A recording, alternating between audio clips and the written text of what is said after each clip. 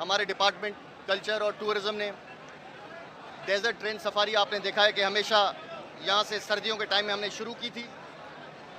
आज उसको हमने नाम आज़ादी ट्रेन के नाम से दिया है, जो कराची से होती हुई हैदराबाद, हैदराबाद से होती हुई मीरपुर खास से होती हुई शोर और ज़ीरो पॉइंट तक ये जाएगी।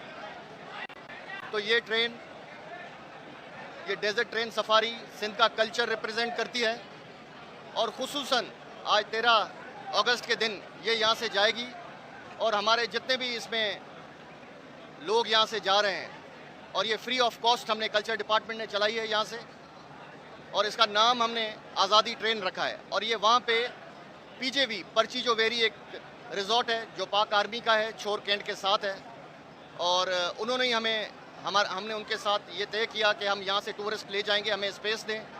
ये टूरिज़्म डिपार्टमेंट हमारा ये ट्रेन चला रहा है, तो वहाँ पे वो स्पेस भी देते हैं और वहाँ पे काफ़ी एक्टिविटीज़ हैं।